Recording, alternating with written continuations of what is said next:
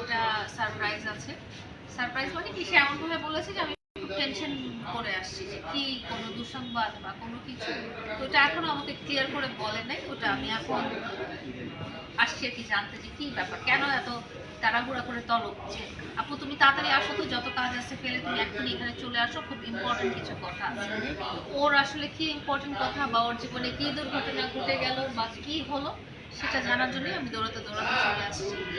আর দ্বিতীয় কথা হলো, আপনাদের সাথে অনেকদিন দেখা হয় না, দেখা করার জন্য ও বলেছে যে আপনারাও থাকবেন, সো এটার জন্য হঠাৎ করে এই পরীর মতন করে ড্রেস পরে কোন বয়ফ্রেন্ডের সাথে ঘুরতে গিয়েছিল? না, আমার কোনো বয়ফ্রেন্ড নাই। আজকে আমার একটা শুট ছিল, একটা মিউজিক ভিডিও। মানে মিউজিক ভিডিও মানে প্রফেশনাল ওয়ার্ক না, যেটা একদম হচ্ছে যে একদম ইনিশিয়াল স্টেজের কাজ, ওটার একটা শুট ছিল। ওই শুটটা থেকেই দৌড়াতে দৌড়াতে আসা। এই চেহারা দেখে বুঝতে পারছেন কি অবস্থা। কি শুট করতেছিল? এটা একটা গানের সাথে একটা শুট, মানে খুবই সাধারণ একটা শুট, খুবই মানে প্রফেশনাল ওয়ার্ক কিছু না, খুবই সাধারণ একটা। সেখানে কি ক্যারেক্টার আপনি রোল করেছিলেন? সেখানে ওয়ান অফ দ্য ক্যারেক্টার আমি ছিলাম। যখন এটা রিলিজ হবে লায়লাকে অনেকে বলেন, আমরা অনেক সময় কমেন্টে দেখি লায়লাকে মিউজিক ভিডিওতে দেখা যায়, লায়লাকে কিছু কিছু নাটকে কবে পাবে কিংবা মুভিতে কবে পাবে লায়লাকে? নাটক, মুভি এগুলোর কথা আমি আসলে চিন্তা করি না, বাট হোয়াট এভার কামস, যেটা চলার পথে যেটা আসে, যদি আমার সাথে সুইটেবল হয় আমি এটা কাজটা করি। সবার আগে কোন নায়ককে বেছে নেবেন সিনেমা করার জন্য? অনেকের তো সিনেমাই করব না, এটা হচ্ছে প্রথম কথা, যে সিনেমাই করব না। নায়ক বেছে নেওয়া তো আসলে আমার উপরে হবে না, এটা ডিরেক্টর প্রডিউসারই ডিসাইড করে যে কোন সিনেমাতে কোন নায়কটা যাবে। তো প্রথম কথা হচ্ছে সিনেমাই করব না। কেন? মানুষের তো স্বপ্ন থাকে, আপনি যেহেতু মিউজিক ভিডিও করছেন, মিউজিক ভিডিওটা একটা স্বপ্ন, আস্তে আস্তে মানুষ না, আমার মিউজিক ভিডিও খুব একটা স্বপ্ন না। এটা মানে কাজের ক্যাটাগরিতে ফেলেছি আমি, যে আমি যে কন্টেন্ট ক্রিয়েশন করি সেটার ক্যাটাগরিতে ফেলেছি। মুভি তো অনেক বড় ব্যাপার, এটা আমার প্লেটের খাবার না। এটা কার রিলেটেড? এটা নায়িকা আছে না বাংলাদেশে, ভালো ভালো অভিনেত্রী আছে, নায়িকা আছে, এটা মুভিটা তাদেরই করা উচিত। এই প্রশ্নটা মিলন ভাই কঠিন কঠিন কোশ্চেন করেন, যাতে কান্না করে করতেছি তো সবাই, সমস্যা না, দুঃখের কোশ্চেন করেন যাতে কান্না করে ফেলি। অতীত অতীত ভুলে এখন আসলে লায়লা কিভাবে একা একা চলছে? আলহামদুলিল্লাহ, আসলে একা চলছি না। অতীতের চলার পথে দু একজন মানুষ যদি আপনার জীবন থেকে একটু ছিটকে দূরে চলে যায়, তার মানে এটা না যে সবাই চলে গেল। তো বাকি সবকিছুই ঠিক আছে, একদম একা চলছি না। অনেকদিন একসাথে থাকার পরে এখন একা একা জীবন চলছে আপনার, আসলে কি কি বাধার সম্মুখীন হচ্ছেন এই মুহূর্তে? কোনো বাধার সম্মুখীন হচ্ছি না, বরং লাইফটা অনেক রিল্যাক্স হয়েছে। আলহামদুলিল্লাহ আলহামদুলিল্লাহ। যখন আপনার লাইফে কোনো বোঝা থাকবে না, কোনো দুশ্চিন্তা থাকবে না, সারাক্ষণ কোনো টেনশন থাকবে না, তখন কিন্তু লাইফটা খুব আল্লাহর দয়ায় লাইফটা কিন্তু অনেকটা আরামদায়ক। আমার লাইফে বোঝা, টেনশন, তারপরে সারাক্ষণই একটা মানে একটা খারাপ ফিলিংস লাগা থাকতো যে এখন কি হয়ে যাবে, তখন কি হয়ে যাবে, কখন মার খাবো, কখন কি খাবো, ওই জিনিসগুলো যখন নাই তখন লাইফটা সুন্দর। আচ্ছা লায়লা আপু, অতীতটাকে কতটা মিস করেন? আমি কখনো অতীতকে মিস করি না, সারা জীবনেও না, কোনোদিনও না। আমি প্রেজেন্টে বসবাস করি, প্রেজেন্টে কি সিচুয়েশন, কি চলতেছে না চলতেছে সেটা নিয়ে থাকি। আচ্ছা, আপনি যদি অতীতে ফিরে যান তাহলে কোন স্মৃতিটা সব থেকে বেশি মনে করবেন? আমি কখনোই আমার ইভেন এক সেকেন্ড আগেও অতীতে কি হয়েছে সেটা মনে করতে চাই না, ফিরেও যেতে চাই না। অনেকে বলে না যে ইস আমি যদি স্কুল জীবনে আবার ফেরত যেতে পারতাম। আপনারা যে রচনা লিখেন না স্টুডেন্ট লাইফ, তখন লিখেন না যে জীবনের সবচেয়ে স্বর্ণযুগ ছিল স্টুডেন্ট লাইফ, কারণ তখন কোনো টেনশন ছিল না, মা বাবার সমস্ত দায়ভার নিয়ে ফেলতো, আমাদের কোনো রুটি রোজগারের কোনো চিন্তাধারা বা হতাশা কোনো কিছু নেই। আমি ওই স্টুডেন্ট লাইফেও ফেরত যেতে চাই না, আমি যেখানে আছি ওইটাই আমার জন্য। আচ্ছা, অতীত যদি ভবিষ্যতে এসে দাঁড়ায় তখন কি করবেন? চলে গেছে। আমারটা সবার নিচে দেন। অতীত যদি ভবিষ্যতে এসে দাঁড়ায় এই আশাটা আমি করছি না, কারণ আমরা সব সময় এগিয়ে যাব, অতীত অতীতকে ক্রস করে এগিয়ে যাব, তো আমি চাই না আমরা তো দেখেছি আপনার জীবনে বারবার অতীত ফিরে এসেছে ভবিষ্যতে বর্তমানে। যেটা হয়েছে যে আপনারা যেটা দেখেছেন সেখানে হচ্ছে যে কাউকে সুযোগ দেওয়া হয়েছে। কেউ যদি আপনার কাছের একজন মানুষ যদি ভুল করে এবং ভুল করে শেষে অনুতপ্ত হয় এবং বলে যে এটা আমার ভুল ছিল, তাহলে তাকে শুধরানোর সুযোগ দেওয়া আপনার মানবিক কর্তব্য। কিন্তু ভুলটা যখন ইচ্ছাকৃত বারবার বারবার বারবার হয়ে যায়, তখন সেটা আর ভুল থাকে না, সেটা অন্যায় হয়ে যায়। সেই অন্যায়টাকে যদি আপনি প্রশ্রয় দেন, তাহলে হচ্ছে আপনি অন্যায়কারীর মতোই সমান অপরাধী হয়ে যান। ভবিষ্যতে আরো কাউকে সুযোগ দিতে চান কিনা? কি করা যায়? এই যে যেটা বললেন যে আমি ভুল মানে অতীত ভুল চলে করার আসে নাই কিন্তু ভুল সুযোগ করার দিয়েছি। সুযোগ দিতে চাই না, কাউকে ভুল করার সুযোগ তো কেউ দিতে চায় না, আমিও চাই না। কষ্টে থাকলে মানুষ কষ্টের গান শুনে, সেই ক্ষেত্রে লাইলাও তো কষ্টে ছিল, তার কি কোনো পছন্দের কষ্টের গান আছে কিনা? না, লাইলা কষ্টে থাকলে খুবই হাসি খুশি গান শুনে, যাতে মনটা ভালো হয়। বাট আমার একটা ব্যাপার আছে যে আমি ডিপ্রেশনে থাকলে অনেক খাই। আপনারা দেখবেন যে আমি যখন খুব খারাপ মানসিকতার মধ্যে আছি, যে দুঃখে আছি বা কষ্টে আছি, তখন আমি মোটা হয়ে গেছি, অনেক ফ্যাট হয়ে গেছে, কারণ হচ্ছে আমি অনেক খাই, তখন দিন রাত খালি খাওয়া দাওয়ার চিন্তা হয়। আর কষ্টে থাকলে কষ্টে গান শুনি না, কষ্টে থাকলে বেড়াতে যাওয়ার জায়গাটাও উপভোগ করা যায়। তো এক একটা জায়গার এক একটা মহিমা আর কি, এক এক রকম ফিলিংস। এখন যেরকম আছি সেটারই ভালো দিকগুলো নিজের লাইফে নেওয়ার চেষ্টা করছি, এটাই বেশি। এখন দেখা যাচ্ছে যে আমার সময় মানে আমার মানুষের জীবনে হয় কি 24 ঘন্টা কিভাবে কেটে গেল সেরকম বোঝা যায় না। আমার মনে হচ্ছে যে 24 ঘন্টাটা অনেক টাইম, অনেক কিছু করা যাবে, হাঁটা যাবে, খাওয়া যাবে, ঘুমানো যাবে, গল্প বই পড়া যাবে, গান শোনা যাবে, টিভি দেখা যাবে, সিনেমা দেখা যাবে, পরিবারকে সময় দেওয়া যাবে। এখন আমার অনেক বড় একটা টাইম, কারণ আপনি যখন নিজের দায়িত্ব ছাড়াও আরেকটা মানুষের দায়িত্ব নেন, তখন কিন্তু আপনার কাছে সময়টা একদম কম হয়ে থাকে। আর একটা মানুষ কিন্তু একটা মানুষ, সেই মানুষের দায়িত্বটা নেওয়া অনেক বড় ব্যাপার। তো ওই বড় রেসপন্সিবিলিটিটা যখন চলে যায়, তখন দেখা যায় যে লাইফে অনেক টাইম। আমরা একটা জিনিস লক্ষ্য করেছি যে লাইলার সাথে সেলুন ব্যাপারটা কেমন যেন মিশে গেছে, মাঝে মধ্যে আমরা বিভিন্ন সেলুনে তাকে দেখতে পাই। আমি বুঝতে পারছি না যে এটা মনে হয় সেলুনের সাথে লাইলার রাশিটা মনে হয় মিলে গেছে, কারণ আমি মনে হয় 100-200টা সেলুনের গ্র্যান্ড ওপেনিংয়ে গেছি, তো অন্য কিছুরও গ্র্যান্ড ওপেনিংয়ে গেছি, কিন্তু পার্লার, সেলুন এগুলো কেন জানি আমার লাইফস্টাইলের সাথে একদম, মানে আমার রাশির সাথে হয় না, রাশির সাথে মিলে গেছে। আপনি কি কখনো সেলুনের ব্যবসায় আসবেন কিংবা আপনাকে কেউ অফার করেছে কিনা? যেহেতু আমরা দেখি যে বিভিন্ন জায়গায় ওই মানুষটাকে অনেকে অফার করে কিংবা সে নিজেও হতে চায়।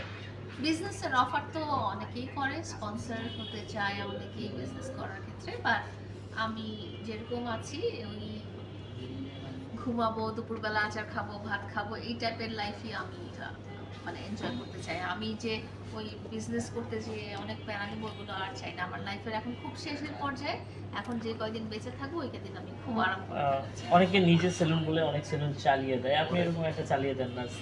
কেন? আমার তো কাউকে শো অফ করার কিছু নাই। আমার লাইফে তো শো অফ করার কিছু নাই যে অন্যের, মানে নিজের জিনিস নিয়েও আমার চালাই দিতে হবে না, অন্যের জিনিস নিয়ে আমি কেন চালাই দিব বলেন? আচ্ছা, আমরা একটু আগে যেটা জানতে পেলাম আপনি মিউজিক ভিডিওর একটি কাজ করে আসলেন। আমরা অনেকেই মানে মিডিয়া ইন্ডাস্ট্রি অনেকের কাছে শুনতে পারি যে শিল্পীর সংকট। লাইলা কি সেই অভিনেত্রীর সংকটটা তৈরি করতে কি মিডিয়া অঙ্গনে আবার নতুন করে যাত্রা শুরু করতে যাচ্ছে কিনা? না, আমাদের দেশে আমার মনে হয় না শিল্পীর কোনো সংকট আছে। আমাদের এত ভালো ভালো অভিনেতা, অভিনেত্রী, হিরো, হিরোইন, সিঙ্গার আছেন, মানে অ্যামেজিং, অসম্ভব এত প্রতিভা আমাদের দেশে। এটা বলা মতো না, শুধু প্রতিভাটা ঠিকমতো কাজে লাগানো বা জায়গা মতো কাজে লাগানো বা প্রতিভাকে ঠিকমতো বিকাশ করাটা, মানে মানুষের সামনে প্রেজেন্ট করার ব্যাপারটা হয়তো কম হয়ে থাকে, কিন্তু অনেক প্রতিভা আছে। শিল্পী সংকট ডেফিনেটলি নাই। আর আমি হচ্ছে শখের বসে, সোশ্যাল মিডিয়াটা আমার শখের বসে টাইম পাস করার ব্যাপার আর কি আছে না, যে হবি, মানুষ গল্পের বই পড়ে, মুভি দেখে, বাগান করে, সেটাই ভিডিও করাটাও আমার একটা হবি। ভবিষ্যতে কি আমরা মিউজিক ভিডিও মডেল হিসেবে সামনে আপনাকে আরো পেতে পারি কিনা? যদি Actress কোনো ব্যাটে line-এর বলে পাশে। মিলে তাহলে দেখতে পারি, বাট খুব প্রফেশনাল কোনো ওয়ার্কে আমার কাজ করার ইচ্ছা নেই। এগুলো সব পার্সোনাল উদ্যোগে, ব্যক্তিগত উদ্যোগে। হয়তো কেউ গান গেয়েছে, এক কালার ড্রেস সে বলেছে যে আপু তুমি একটু আমার মিউজিক ভিডিওতে লিপসিং করে দাও বা একটু ভিডিও শুট করে দাও, এই ধরনের খুব প্রফেশনাল কোনো ওয়ার্ক না এটা। প্রমোশনাল কাজ নিয়ে কিরকম ব্যস্ত আছেন এটা? প্রমোশনাল কাজটা নিয়ে আসলে ব্যস্তই থাকি। আমার content basically lifestyle related, beauty, fashion, lifestyle related content.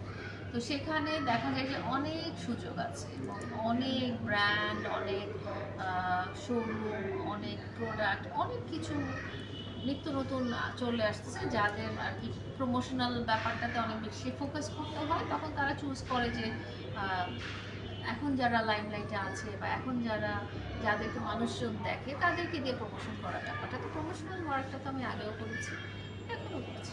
Beauty এবং লাইফস্টাইল নিয়ে কাজ যেহেতু বেশি করা হয়, সেই ক্ষেত্রে আমি যদি বলি যে তার মানে নিজেকে অবশ্যই নিজের সৌন্দর্যটা ধরে রাখার জন্য আসলে কি কি করে থাকেন?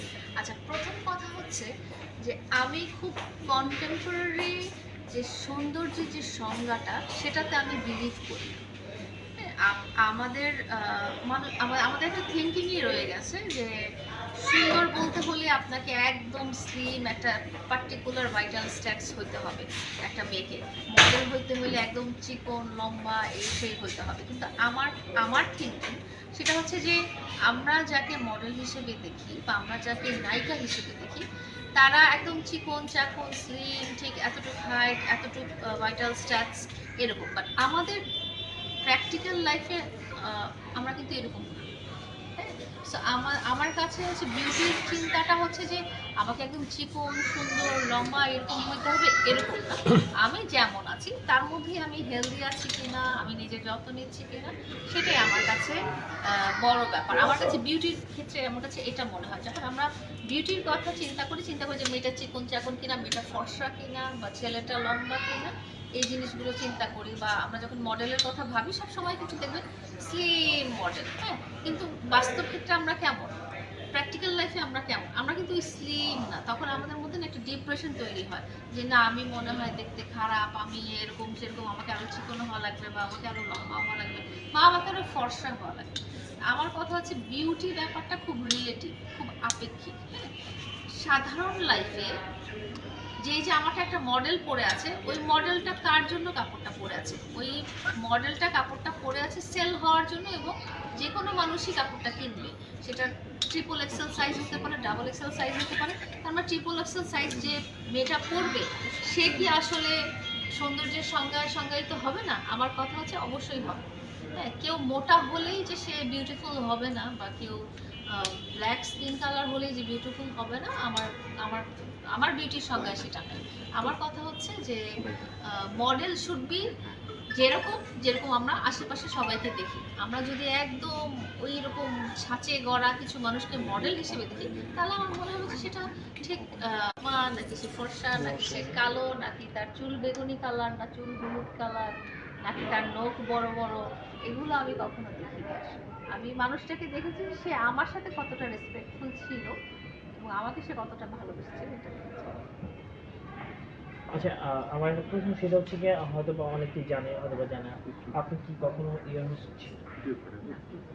এটা মানুষ আসলে বিভ্রান্ত সরাতে আপনার মুখ থেকে শুনতে চাই। আমি কখনো ছিলাম না, এবং কে বিভ্রান্ত আমাকে নিয়ে কথার তো কোনো শেষ নেই। আমাকে নিয়ে অনেক কিছুই কথা বলা হয়, এবং কথা বলতে তো কোনো বাধা নেই। আপনি আপনার মতো কথা বলে যেতে পারেন, উনি ওনার মতো কথা বলে যেতে পারেন। আমাকে কাউকে পছন্দ হলো না, সে একরকম কথা বলে যেতে পারে। তো এটা তাদের ব্যাপার। সামনে কি আমরা আপনার জীবন সঙ্গী হিসেবে কাউকে পাবো?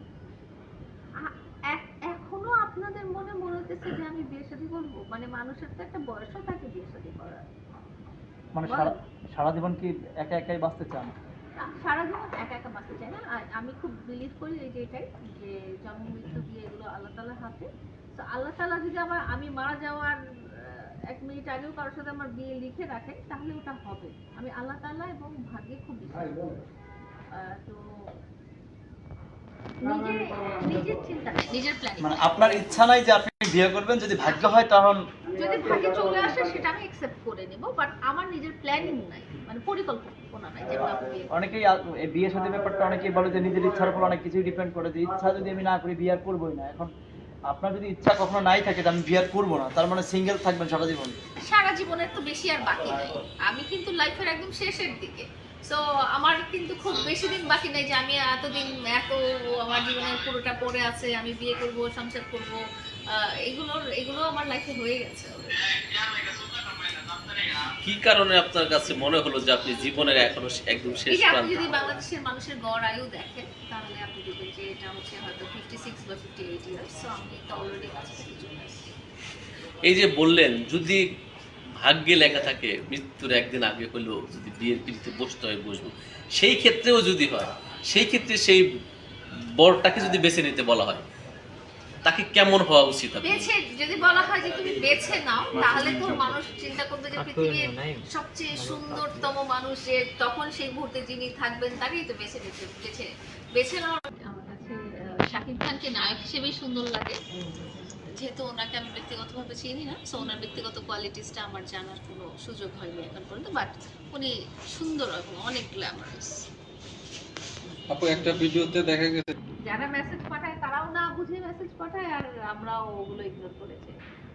কোনো মেসেজ দেখে কি মনে হয়েছে এই সত্যিটা, এই ছেলেটা মনে হয় সত্যি না আমাকে না অনেক না, বেশি আমি তো ভালোবাসে? অতটুকু দেখি না, ওগুলো মডারেটররা দেখে, এত মেসেজ দেখা সম্ভব না, থাউজেন্ড মেসেজ একটা করে দেখা পসিবল। সবাই কেন লাইলাকে এত ভালোবাসতে চায়? আল্লাহই জানে, আপনি বলতে আরে পারেন। কি এমন আছে লাইলার ভিতরে সবাই কেন লাইলাকে পেতে লাইলা চায়? খুব সাধারণ, লাইলা একদম ওই যে ঘরের